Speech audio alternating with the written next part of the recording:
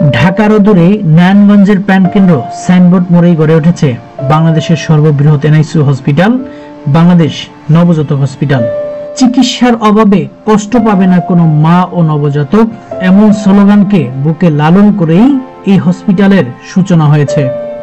নবজাতকদের জন্য বাংলাদেশের সর্ববৃহৎ 300 বেডের এনআইসিইউ, মায়েদের জন্য 20 বেডের ম্যাটারনাল আইসিইউ সহ মোট 400 বেডের একটি বিশেষায়িত হসপিটাল বাংলাদেশ নবজাতক হাসপাতাল।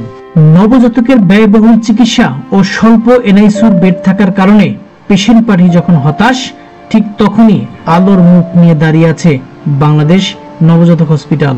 স্বল্প মূল্যে নবজাতকের চিকিৎসা ও পর্যাপ্ত এনআইসিইউর বেড থাকার কারণে এ হসপিটালে চিকিৎসার জন্য এসে প্রশান্তি লাভ করেন রোগীর স্বজনরা।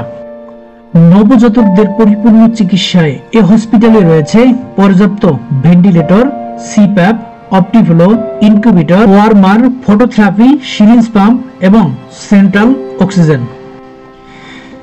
চিকিৎসকদের নির্ভুল ডায়াগনোসিস ও ট্রিটমেন্ট এবং সেবিকাদের পরম যত্নেই একটু একটু করে সেরে ওঠেন অসুস্থ নবজাতক, সুস্থ হয়ে ফিরে যান মায়ের কোলে। একটি অসুস্থ নবজাতককে পরিপূর্ণ চিকিৎসার মাধ্যমে সুস্থ করে মায়ের কোলে ফিরিয়ে দেওয়ার প্রত্যয় নিয়ে 24 ঘন্টা কাজ করছেন এই হসপিটালের ডক্টর ও সেবিকাবৃন্দ।